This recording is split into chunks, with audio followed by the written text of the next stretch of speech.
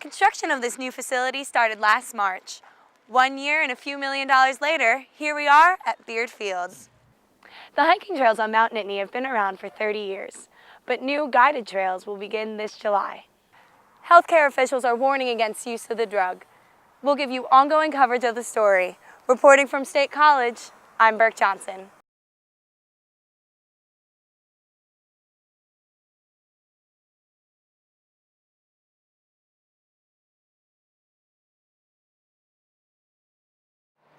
In October 2009, Lee and William Beard donated $500,000 to the construction of Nittany Lions Softball Park.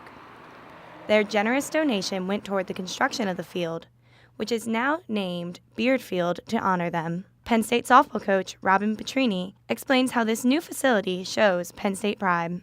I think the building exemplifies Penn State pride. You know, Bill and Lee are not Penn Staters, but they have been in contact with Penn State in that Bill coached one of the satellite campus programs.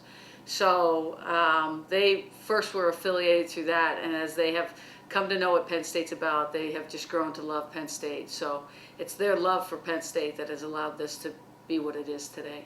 Their love for Penn State was a factor in choosing to donate such a generous gift, and Mr. Beard wanted the players to feel pride for their home field. He knows the enormous amount of Penn State pride that exists not only in Happy Valley, but around the world, and he thinks this field only helps add to that. I think everybody here has Penn State pride with or without the stadium, but I think it enables the players to be proud of their facility when they're playing and want to defend their home turf. Construction of this new facility started last March. 1 year and a few $1 million later, here we are at Beard Field. Mr. Beard says everyone is ecstatic about the new facility. I mean, even the players that have graduated came back, and they're all, I mean, even they are just thrilled to see a stadium and a place to play that's, you know, top notch. The best, I think, is the best in the Big Ten. He and Coach Petrini both hope the new facility will allow the program to compete with the best teams in the country, as well as recruit the top players in the nation. Reporting in Center County, I'm Burke Johnson.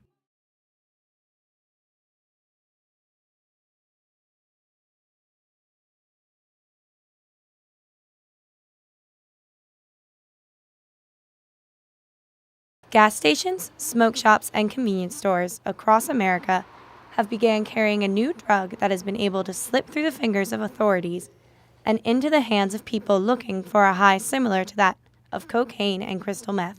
It is a synthetic drug called bath salts. In State College, the store Jamaica Junction sells the drug, although the owner, Uncle Mike Holtberg, isn't happy about it. I'm waiting for the powers that be to make it all illegal, and then if it's all illegal, then none of us have it, and I'll go back to doing what I used to do, selling glass. Bath salts have dangerous effects, including delusions, paranoia, and psychosis. However, it is difficult to catch users of bath salts, as they are still legal in 46 states. Officer Greg Cayley of the State College Police Force explains why it is difficult to pass legislation against bath salts. So if somebody comes up with a new drug and none of the components are in and of itself illegal, then the drug's technically not illegal. With a rising number of stores carrying the product, the number of calls to poison control centers are increasing rapidly. By mid-February, the number of calls regarding bath salt overdoses was more than the entirety of calls in 2010. However, this may just be the surface of the issue, and Officer Cayley believes that the market for this drug is even larger than the numbers suggest.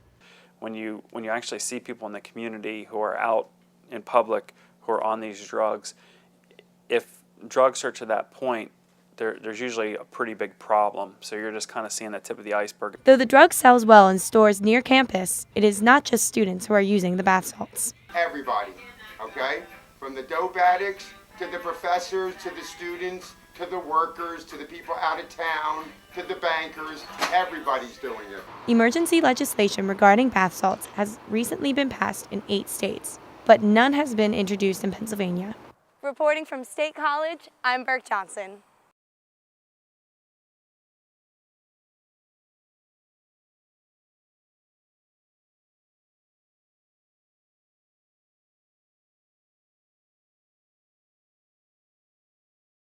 The Mount Nittany Conservancy is located just a few miles away from Penn State University's campus, and hikers have been traveling to get a glimpse of its trails and views for years. The Conservancy is made up of 18 volunteers devoted to maintaining the trails and keeping the mountain itself in peak condition. On the mountain, there are 7 different outlooks and over 9 miles of paths divided into blue and white trails. The hiking trails on Mount Nittany have been around for 30 years, but new guided trails will begin this July. Vince Verbeck feels that Mount Nittany is a huge part of Penn State and the surrounding community. If you ask people what are the symbols of Penn State University, I'm sure someone will say the Nittany Lion Shrine, but for the most part, at least 75% of the time they'll say Mount Nittany is a symbol of this university. And if you come into this valley and you look up at that mountain, you know you're home.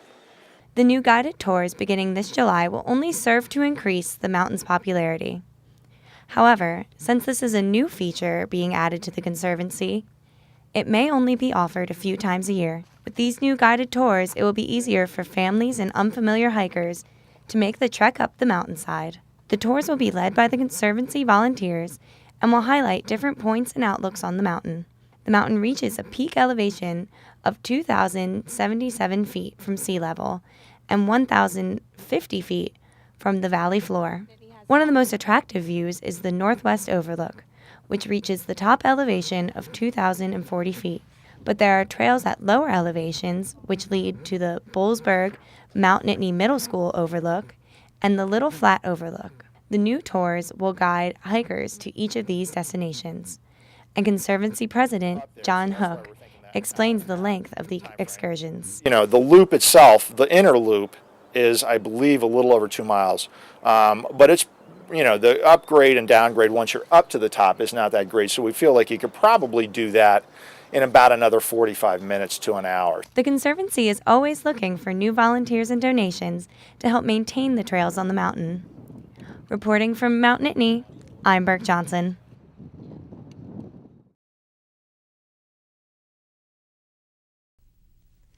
Good afternoon, I'm Burke Johnson, and here are today's top stories. Police are still searching for suspects in the fatal shooting of 49-year-old Michael Simpson.